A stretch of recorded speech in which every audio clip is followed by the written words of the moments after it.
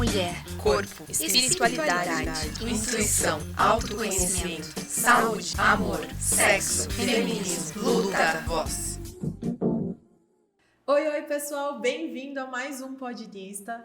Hoje a gente vai falar um pouquinho sobre, sabe aquele tema, o corpo fala? O corpo explica? É tipo isso que a gente vai falar hoje, a gente vai entender um pouquinho mais sobre esse assunto com a terapeuta Laís Bovino. Mas antes de vocês conhecerem ela, não esquece de seguir o Podinista, ajudar esse projeto para que a gente consiga trazer mais mulheres aqui e sempre trazer mais informações para vocês, certo?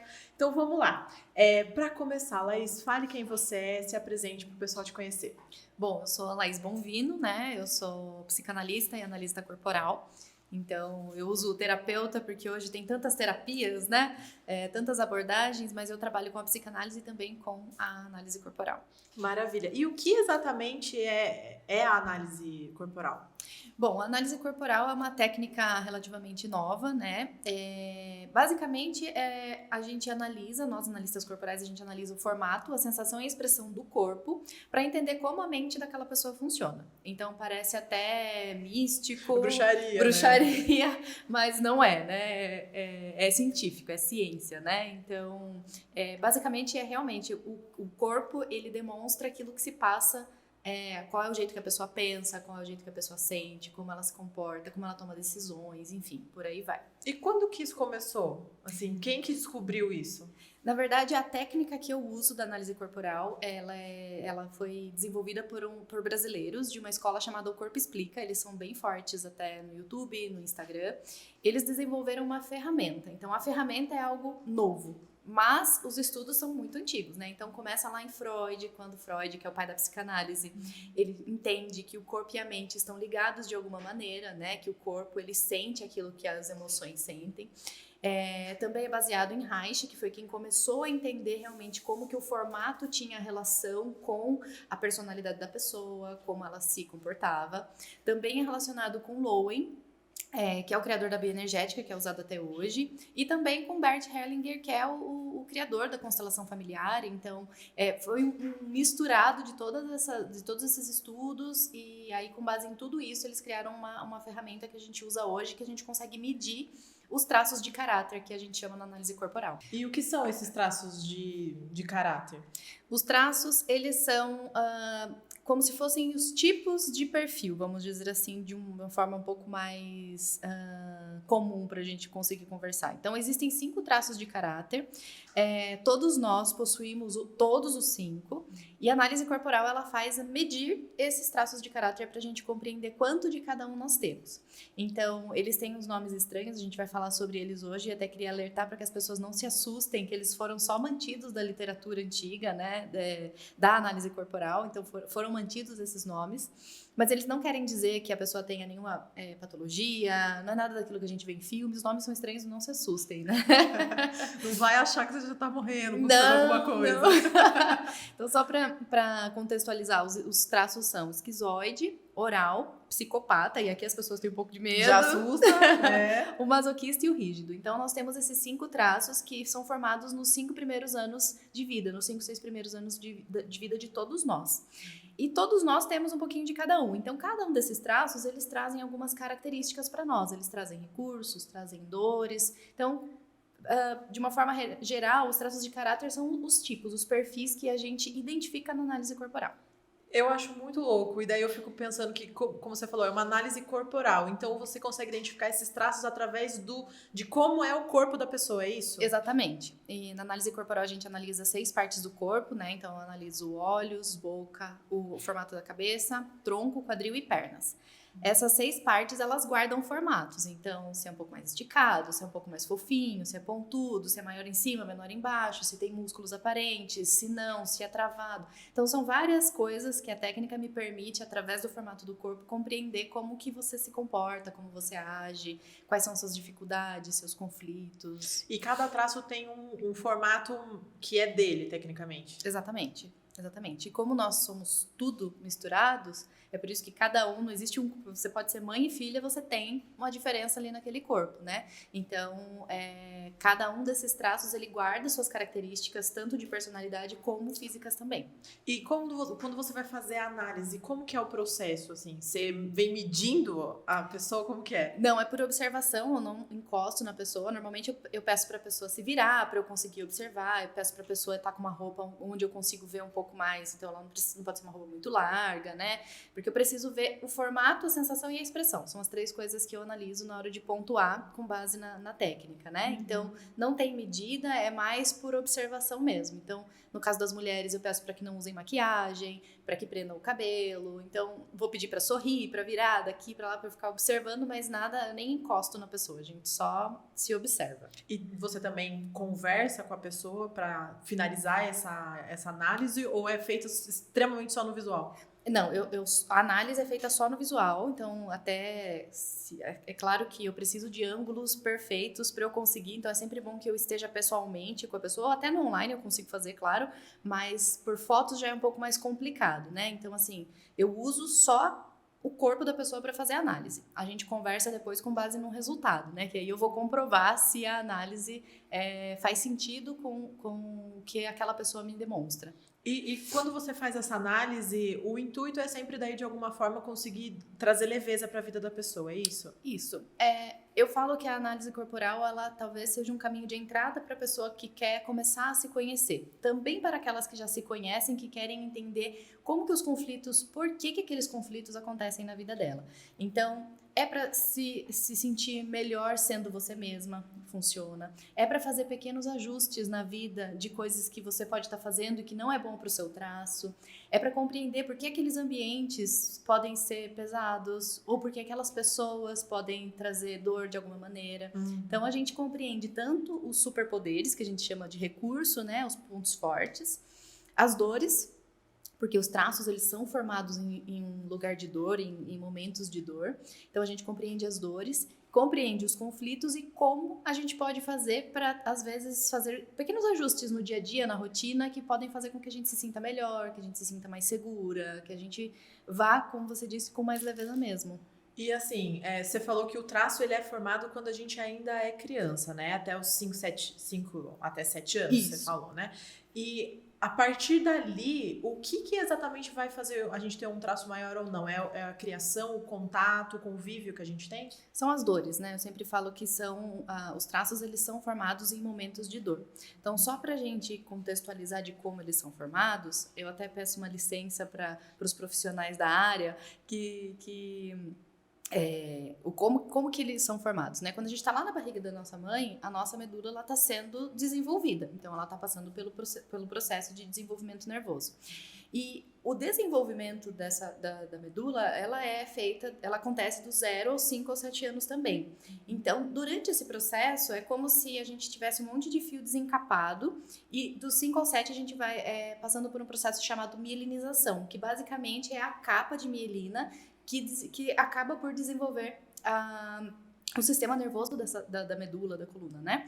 E o desenvolvimento, ele acontece da cabeça para baixo. Então, começa lá quando a gente está na barriga da nossa mãe e termina mais ou menos entre 5, 6, mais ou menos, anos da criança.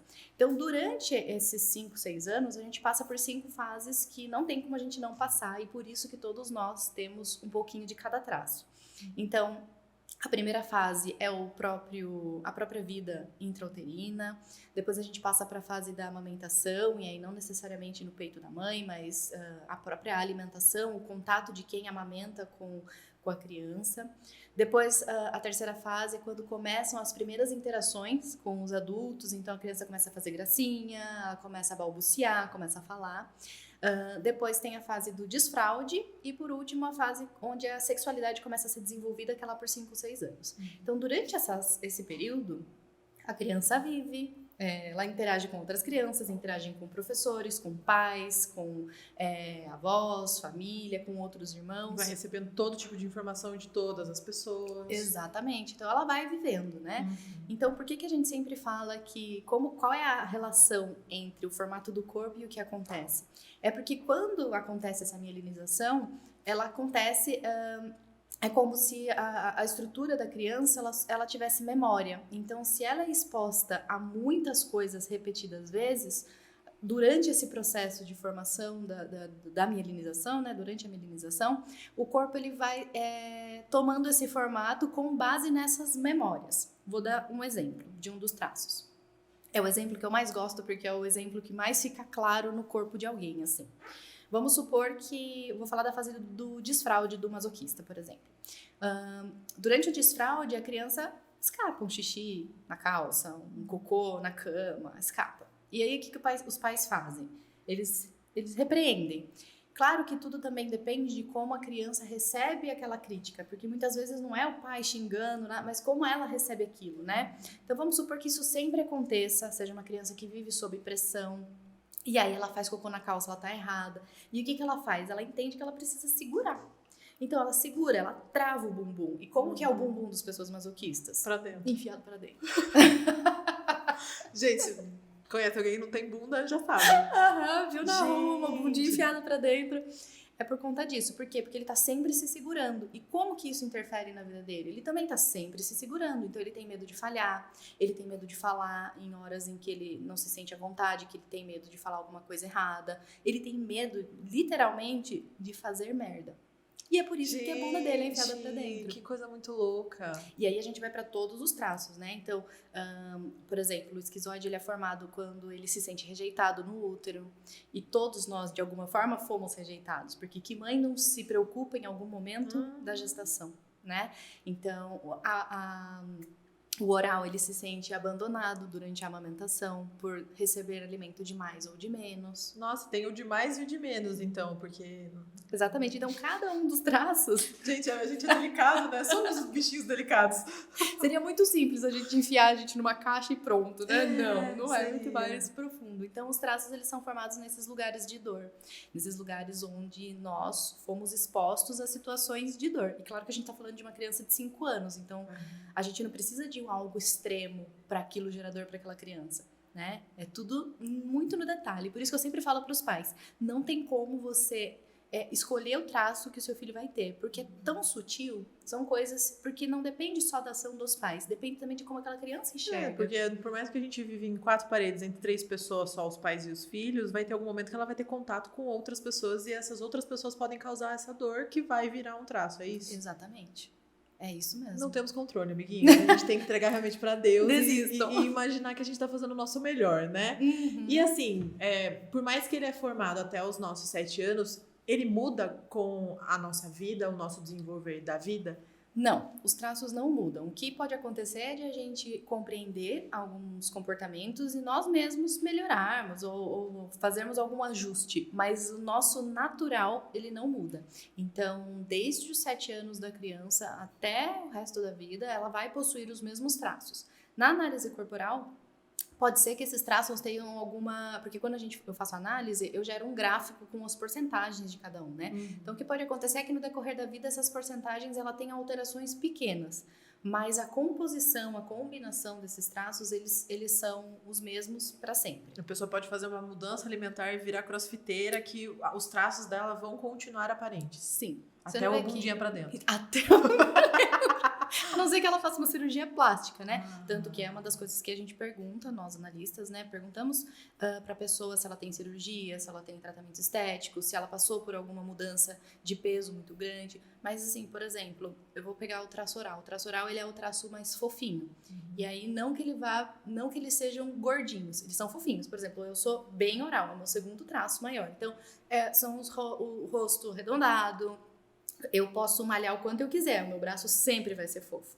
Então, quando a gente vê, por exemplo, como você fala, eu fiz uma mudança alimentar tremenda, fui pro CrossFit, você percebe que tem gente que mesmo assim não consegue ficar trincado, não consegue ficar musculoso, sempre tem o braço. É isso, porque os traços, eles acompanham a gente por mais que a gente faça esse tipo de mudanças. Faz parte do biotipo da pessoa. Exato. É uma coisa que você pode melhorar, lógico, sua saúde, mas aí você vai manter sempre uma base. Sim. Sim. Da mesma forma que tem gente, por exemplo, que não faz academia e vive durinho. Sim. Vive com músculo aparente, não faz esforço nenhum para aquilo. É por causa do traço dela. Amiguinhos, né? A gente vai ter que aceitar mesmo lidar com isso. E daí, assim, quando a pessoa faz essa análise com você, quais são os próximos passos para ela, assim, até mesmo você como uma terapeuta, você acompanha a pessoa? Então, a análise corporal, quando eu coloco os traços daquela pessoa na ferramenta, então eu gero um gráfico para aquela pessoa, e aí, durante a nossa sessão, eu vou explicar para ela como os traços funcionam, quais são os conflitos que aqueles traços geram um com os outros, porque, de novo, seria muito simples se a gente fosse só um, e a gente teria que lidar só com um, mas a gente tem que lidar com 5. Então, a gente vai compreender juntos os conflitos que aqueles traços geram. A gente vai falar sobre os pontos fortes, sobre os pontos em que ela vai apresentar mais dificuldade, pontos de dores. E aí, a pessoa, para buscar análise corporal, ela me traz alguma coisa que ela queria entender com base no corpo, né? Então, por que isso sempre acontece comigo? Por que eu tenho dificuldade, por exemplo, em me comunicar? Por que eu tenho dificuldade em fazer amigos? Tá acontecendo X situação no trabalho. E aí a gente vai entender essa situação com base nos traços. Então, além de criar estratégias de como ela pode mudar essas coisas para que ela se sinta melhor nessa questão que ela me traz, eu também falo coisas que são da vida, assim, né? O que ela pode fazer no dia a dia que os traços gostam, entre aspas, né? O que eles necessitam, né? Porque tem traço que gosta mais de conforto, tem outro traço que gosta mais de movimento, tem outro traço que não gosta de aparecer, e aí a gente vai compreender o que é ideal para essa pessoa, para ela se sentir bem. E aí depende do caso, né?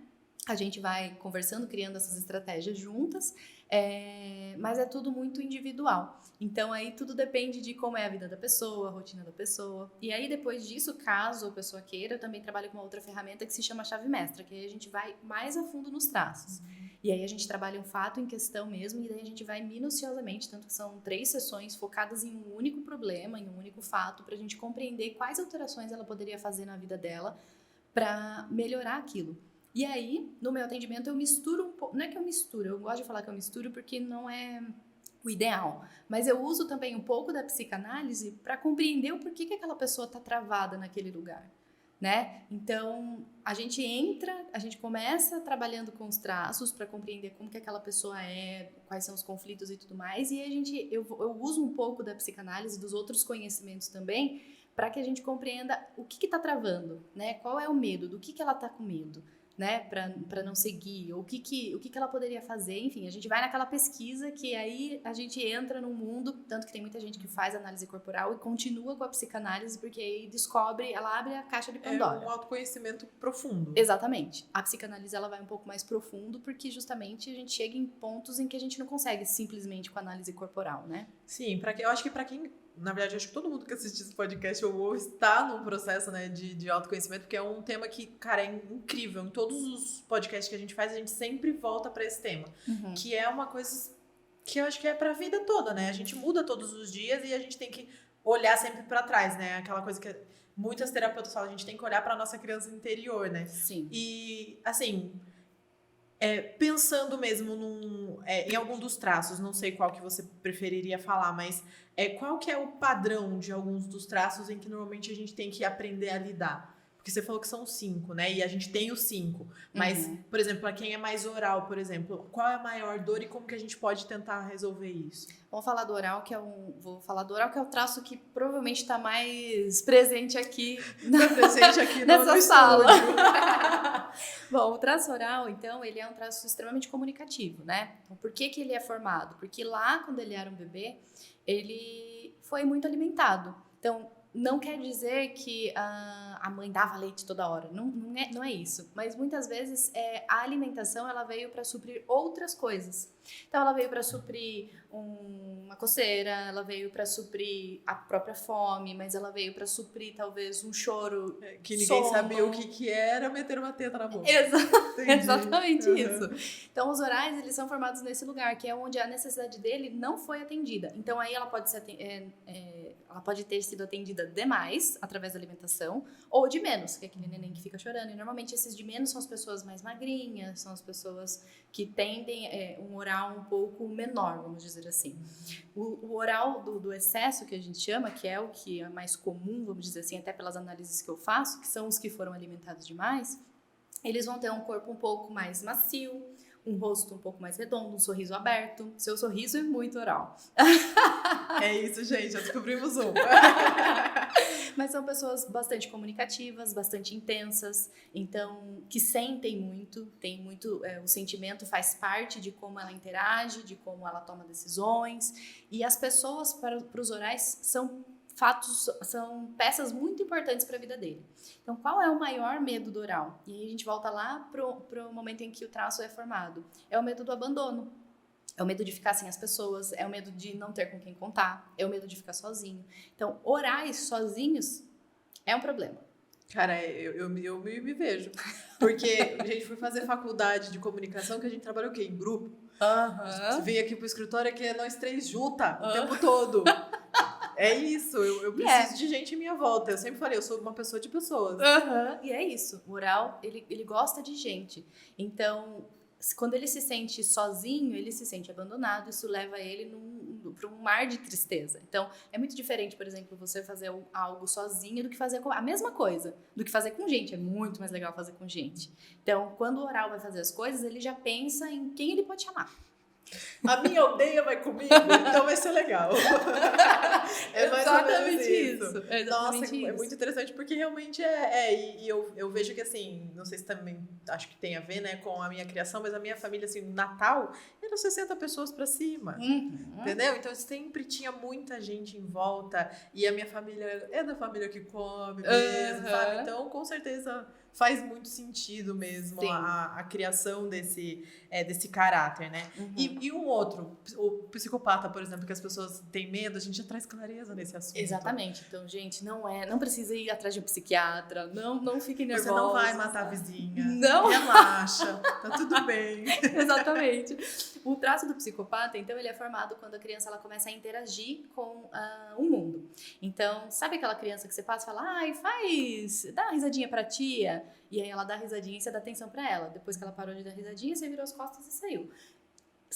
Os pais, os tios, vocês fazem isso por mal? Não, é porque você vive a vida de adulto e aí acaba acontecendo isso de você falar com a criança e fazer uma graça e tudo mais. Só que dependendo de como aquela criança recebe ou da quantidade de vezes em que ela é exposta a isso e quando ela percebe que ela só tem atenção, quando ela faz uma graça, quando ela faz uma brincadeira, quando ela chama atenção, ela se sente manipulada, porque é uma manipulação do bem, vamos dizer assim, né? Mas não deixa de ser, né? Tipo, eu vou te dar atenção quando você fizer a piscadinha, o sorrisinho. Exatamente. Então, assim, não fez, então, que feio, não quer fazer. Então, é uma manipulação. E aí ela se sente manipulada, que se torna a grande dor das pessoas do traço psicopata. Então, trabalhando nessa dor, o que essa pessoa desenvolve? Ela desenvolve uma habilidade enorme de negociar, de liderar. Por quê? Porque ela sente que o tempo todo ela está sendo passada para trás. Porque é um medo dela de ser passada para trás. E aí ela desenvolve essas características. Então são pessoas muito bem articuladas, são pessoas que são líderes natos, assim, de que não precisa forçar, sabe? Sim. E até no corpo mesmo, a presença do psicopata é uma postura em que ganha ocupa mais espaço do que precisaria. Então sempre de braços abertos. Aquela pessoa que para com a base aberta, assim, do pé, sabe? De tipo, eu tô aqui e esse espaço é meu. Então, são pessoas que têm o rosto afunilado, com o queixinho meio afunilado, que tem o corpo maior, mais largo em cima do que embaixo. Então, são pessoas que são imponentes. A presença dessas pessoas é muito forte. E aí, por que as pessoas têm medo desse traço, né? Porque parece aquela pessoa que todo mundo quer distância. Porque o nome assusta, né? A gente já liga ao serial killer, com certeza. Com certeza, exatamente. Mas não tem nada a ver com isso. Porque são pessoas que realmente têm essa imponência, vamos dizer assim. Então, sabe aquela pessoa que você toma cuidado pra falar com ela, você nem sabe por quê? Você nem conhece ela, mas você vê e fala... Se eu falar errado, vai dar ruim. Exatamente. São os psicopatas, provavelmente. Porque eles já trazem esse lugar de... Você não vai conseguir me passar pra trás. Eles são bons argumentadores. Ótimos. A galera que é advogada talvez se identificou. Sim. Entendi. Eu acho interessante porque você vai falando os traços, a gente vai pensando nas pessoas na nossa vida, né? E vai falando assim, olha, talvez seja. E assim, tudo isso é um processo mesmo para a pessoa ter um maior autoconhecimento e conseguir ter uma vida mais leve, como a gente já falou, né? E assim, você, na hora que você está fazendo a análise e depois mesmo na conversa, você já dá meio que o mesmo passo a passo para a pessoa? Então, eu sempre gosto de falar que eu não trago soluções, né? Porque cada pessoa vive de um jeito e às vezes a minha solução, por mais que, vamos supor, nós duas somos orais, a sua solução não vai se encaixar totalmente para mim.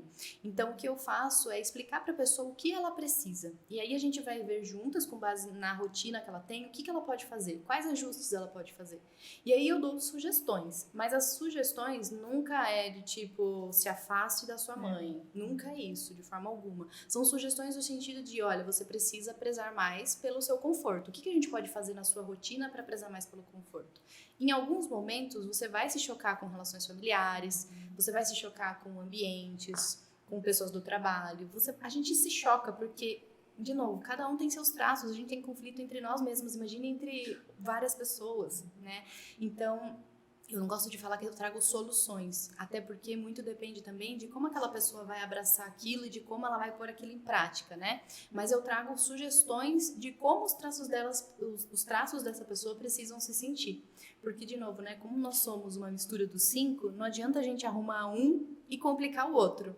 Então, tudo depende, é muito caso a caso e depende muito de como aquela pessoa, do que ela se queixa, né? Por que ela está buscando aquilo, qual é o incômodo que ela está sentindo naquele momento. Então, é muito...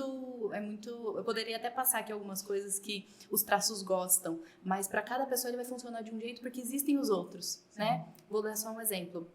O traço oral é um traço que gosta de aparecer. Ele gosta de ser o centro das atenções, ele gosta de ser reconhecido, de ser olhado. O traço masoquista é o contrário. Ele prefere ficar por trás das câmeras, ele não gosta muito de aparecer, ele é um pouco mais reservado. E uma pessoa que tem bastante dos dois traços, como funciona? Né? É um conflito. Nossa, realmente. Então, aí não adianta nada eu falar pra ela, você tem 30% oral, então você precisa aparecer, você precisa se mostrar, você precisa ser vista. Aí ela vai lá e ela coloca os outros 30, sei lá, do masoquista na dor. Então, a gente precisa ajustar. Então, quando a gente compreende esses conflitos e o que acontece, fica muito mais simples de a gente levar todo esse conhecimento para as pequenas coisas. Então, é muito comum que as pessoas venham fazer análise corporal, compreendam os traços e consigam aplicar na vida. Essa semana mesmo, uma paciente minha, ela veio, me relatou uma situação. Ela falou assim, nossa, é muito bom, né? Porque aí eu corri no relatório, que eu mando um relatório para a pessoa depois da análise, eu li e daí eu consegui entender o porquê que eu estava sentindo aquilo. Aí eu fiz tal coisa e já melhorou.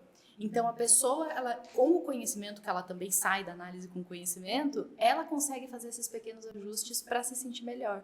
Como você falou, a gente tem as 5. Existem pessoas que têm iguais a 5?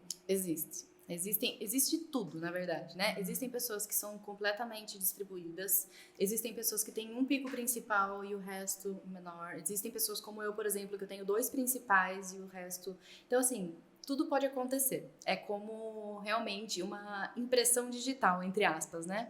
Porque cada pessoa vai ter uma combinação diferente. Então, eu sempre falo que quando uma pessoa tem um traço muito alto, então, por exemplo, há umas 3 semanas atrás, mais ou menos, eu analisei uma pessoa que era 40% oral. Imagina, ela era muito oral. Então, o oral, ele aparecia muito na forma como ela se comportava. Agora, por exemplo, no meu caso, eu tenho 32 de um e 27 do outro. É muito próximo. É muito próximo. E aí a gente começa a entrar nos conflitos. Então, tudo pode acontecer na hora da combinação. Cada pessoa... É de um jeito, literalmente. Sim. É bom, assim, a gente fazer esse tipo de análise que a gente consegue se entender mais e até mesmo se respeitar mais, que eu acho que é o mais importante, né? Porque quando a gente entende o que a gente mais gosta e o que a gente desgosta, é mais fácil a gente aprender a falar um não, por exemplo, a gente se colocar como prioridade, né? Que é o mais importante. Quer comentar? Porque a Júlia já levantou a mão e que também quer conversar. Eu tenho uma pergunta. No decorrer da vida, esses traços vão sendo alterados? Por exemplo, uma pessoa hoje, ela tá com 20% oral e os outros porcentos, enfim. E aí vai alterando conforme as situações da vida dela ou não? Aquilo é fixo. Entendi. É sempre igual. Porque as experiências que formam os traços até os 7 anos, elas estão lá no nosso passado. Então, elas meio que governam a nossa vida pro resto do tempo em que a gente existe. A gente faz umas pazes com as situações, mas as situações continuam aparentes em nós. Isso. A gente começa a entender e aprender a lidar com aquilo. Então, de novo, né? Claro que existem essas pequenas diferenças de percentual, no sentido, então eu sou 32 rígido e daqui 5 anos eu vou ser 30. Claro, eu vou envelhecendo, eu vou ficando mais flácida, eu posso ganhar um pouquinho mais de peso, mas a combinação em si é para ser sempre a mesma. Legal. É aquele momento que a gente fica assim, gente, a gente fala que a gente muda, que a gente vai evoluir. A gente pode até mudar com a forma de se tratar, mas não o nosso interior mesmo. A nossa essência vai ser sempre a mesma. Isso. Vou dar até um exemplo. Pessoas orais e masoquistas, eles têm, são os 2 traços emocionais. Então, vamos supor que uma pessoa tenha esses traços em maior evidência e seja uma pessoa mais emocional. E aí ela fica a vida inteira se cobrando. Ai, eu sinto demais, qualquer coisa eu choro. Ai, eu não tinha que ser assim, eu tinha que ser mais dura. Ela nunca vai conseguir. O que é mais fácil? Ela aceitar esse jeito e tentar compreender melhor as emoções dela, o jeito como ela sente, o jeito como ela interage com as pessoas, ou tentar enfiar uma racionalidade ali que não vai entrar. Não vai. Não vai entrar. Então, assim, o processo da análise, como você disse, ele serve pra gente se respeitar e pra gente parar de tentar se enfiar numa caixa que não é nossa. Porque é mais legal, porque as pessoas se dão melhor, ou porque fulana é assim, eu quero ser igual a ela. A análise corporal, a gente tem um lema, né? Você é quem você precisa ser. E é isso. Não existe uma combinação boa. A melhor combinação é a sua, porque é a que você tem. E se você aprender a lidar com a sua, você vai conseguir as coisas que você quer. E aí você vai usar suas estratégias, e aí você vai saber quais são os seus pontos de dor, você vai aprender a lidar com eles, e aí é vivendo que a gente vai aprendendo, né? Eu lembrei de uma frase que a gente sempre usa aqui, o nosso superpoder é ser a gente. Né? Ser quem realmente somos. Me fez pensar numa coisa. Tem gente que procura você pra encontrar namorado? Tipo assim, eu sou assim e eu preciso encontrar tal pessoa, então eu vou ficar procurando. Existem traços que se dão melhor. Então, nunca aconteceu de alguém vir até mim pra isso. Uhum. Mas é muito comum que as pessoas me perguntem, né? Então, qual é o traço que mais combina? E eu sempre falo que também não existe. Porque, de novo, a gente tem conflito com a gente mesmo. Imagine enfiando outra pessoa. E essa outra pessoa, ela pode ter os mesmos traços, porque os conflitos vão ser, nós somos muito iguais. Né? Então, sempre vai existir conflitos. Não existe a melhor combinação, não existe o melhor casal. Sempre vão existir conflitos, sempre vão existir pontos fortes e sempre vai existir um momento em que a gente vai precisar negociar com a gente mesmo e com o outro. Então, é assim, não adianta. Não é signo, gente, que a gente consegue chegar lá e falar assim, bom, Ares se dá com tal e também dá muito problema. E também dá muito problema, né? Porque até mesmo os signos a gente tem os 12, né? Juntos, somos uma misturinha de tudo. E aí começa no ascendente. O ascendente, daí a Vênus que não dá certo com a Vênus do outro. A Lua que não sei o que lá. Nossa, não. Então é muita coisa, né? Uhum. E eu acho muito, muito, muito interessante, porque é isso que você falou, cada pessoa vai ter um nível diferente. Então não adianta falar assim, se você tem 25 tal coisa e a outra tiver 25 tal, vai dar bom. E os outros 4, né? Uhum. É claro que assim, vamos supor que você, eu quero alguém comunicativo. A gente consegue entender mais ou menos como seria o corpo dessa pessoa comunicativa. Só que é meio enlouquecedor você usar isso na hora de você escolher alguém. Então... Pensa você no bar. Eu quero um oral porque ele é comunicativo. Quem é fofinho? Aham. Eu começo... Analisa, quem que eu fosse fofinho? Aí pega no braço, esse é molinho, fofinho. Vou falar com ele. Não tem como, não tem como. Nossa, daí você começa a ignorar outras coisas que são importantes e você precisa prestar atenção, Sim, né? até porque todos os traços, eles possuem as coisas boas, né? A gente tem, todos os traços têm as dificuldades e tem também um lado positivo. Então, não tem como a gente fazer isso pra escolher um namorado, uma namorada. Não tem como. Um sócio, um pai, mãe, irmão, não adianta. No sócio, a gente ainda, né, eu faço também uma análise que é uma análise combinada. Então, eu faço análise de várias pessoas e a gente combina. Então, eu já fiz de casais, tem de sócios também. Então, a gente consegue cruzar, né? Por exemplo, eu fiz uma análise uma vez de um casal onde o homem, ele era todo fofinho, ele era todo oral. E a mulher, ela era toda magrinha, assim, e ela era bem esquizoide, bem rígida. E aí eles tinham muitos conflitos, claro. O esquizoide, ele é um pouco mais reservado, o oral querendo interagir a todo momento, o esquizoide querendo matar, né? Me dá meu espaço. Não me encosta. Exatamente, não me encosta. Então eu lembro que ela até brincou que ele beijava ela no mercado e ela odiava que ele beijasse ela no mercado. Então, tá vendo? As coisas pequenas. Sim. E a gente começa a cruzar. Então, e aí a gente faz os acordos, né? Então, tá, eu não gosto que você me beije no mercado. Você não pode me beijar no carro? Assim que a gente chegar no carro do mercado, tudo bem no carro. E aí são pequenas coisas. É claro que é um exemplo bobo, mas são coisas que fazem diferença. Porque um beijo no mercado, para aquela pessoa que não gosta de ser exposta, Não é só o beijo no mercado. Vai chegar em casa com a cara feia. E aí, o que você tem? Nada. Pronto. Daí já virou um conflitinho que vira um negócio grande. Exato. Então, são ajustes pequenos, né? Então, nessa análise combinada, a gente consegue entender quais são, o que é como, eu sempre brinco que é como se fosse um manual de instrução do parceiro, né? Então, a gente faz com filhos, a gente faz com sócios, com casais. Você aprende a entender como aquela pessoa funciona. O que eu posso fazer para que aquela pessoa atinja o recurso dela? E o que eu não devo fazer? Que talvez seja o principal. Então, a gente chega nesses lugares onde a gente combina essas análises para melhorar as relações. Então, que seja de negócios, que seja de casais, que seja de mães e filhos, enfim, por aí vai. Repito mais uma vez, autoconhecimento puro Sim. para você, para suas relações, para as pessoas à sua volta, porque até mesmo se só você faz a análise, você lidando melhor com você consegue lidar melhor com o outro. Sim, se você só fazer, você já tem um ganho. Agora, imagina se todo mundo conseguisse entrar nesse lugar de se conhecer. Como a nossa vida não seria mais fácil, nossos relacionamentos não seriam mais fáceis, né? Mas exatamente, autoconhecimento é algo que só a gente pode fazer por nós. Então não adianta a gente ficar esperando, a gente precisa ligar esse botão da autorresponsabilidade e se virar. Essa é a verdade, porque hoje existem muitas técnicas que a gente pode fazer para isso. Existem muitas abordagens, existem muitas pessoas trabalhando com isso. Então tem muita gente que eu vejo falar assim, comecei a fazer terapia, mas aí eu não gostei da psicóloga e parei. Procura outra. Tem várias, não é uma só que existe. Exatamente, eu sempre falo, é um casamento. Você vai namorando até você achar a sua. E é isso, né? Então, e às vezes não é só o psicólogo. Você começou lá no Teta Healing e não gostou, faz uma micro, faz uma constelação, vai fazendo várias outras até você descobrir também a sua terapia alternativa. Exatamente. Então, assim, hoje existem tantas abordagens, a análise corporal é uma delas.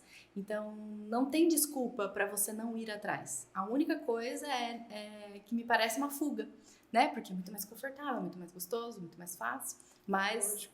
É lógico. Quem não quer ficar em casa falando os problemas e esperar que os outros resolvam? Assumir, veste a roupa da ignorância e vai pra vida com essa desculpa que é muito válida, né? Eu não sabia, eu não conhecia. Então, é um pouco daquilo que a gente pode fazer por nós mesmos e também pelo outro. Porque quando a gente se conhece, a gente também ajuda o outro. Exatamente. É o primeiro passo, na verdade. Maravilhoso. Gente, se vocês gostaram desse episódio, vocês nem voltam. Eu gostei muito, Laís, muito, muito, muito obrigada de tirar um tempo de vir aqui, de conversar e trazer essas informações. Você tem algum recado final para quem está ouvindo? Eu queria primeiro agradecer vocês pelo espaço, pelo bate-papo, é sempre muito gostoso, eu adoro falar desse assunto, a gente poderia aqui levar a tarde inteira falando de traço por traço, de como eles interagem, mas agradecer mesmo o espaço e falar para as pessoas que se elas tiverem interesse, dúvida, tem meu Instagram, que é Laís Bonvino, caso vocês se interessem e queiram conhecer um pouco mais do trabalho, eu posto bastante conteúdo lá sobre os traços, eu posto sobre autoconhecimento, sobre psicanálise também. Quem tiver dúvida, me manda lá, a gente vai tirando, eu sei que é um assunto que gera muita e se curiosidade, né? Muita curiosidade, então assim, meu Instagram tem muito conteúdo sobre isso, então eu queria agradecer a todos vocês pela receptividade, pelo carinho. Imagina. E é isso.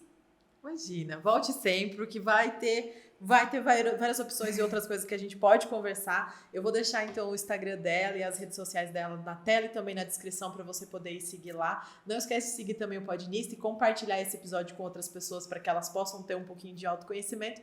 E eu vejo vocês no próximo episódio. Obrigada, tchau, tchau.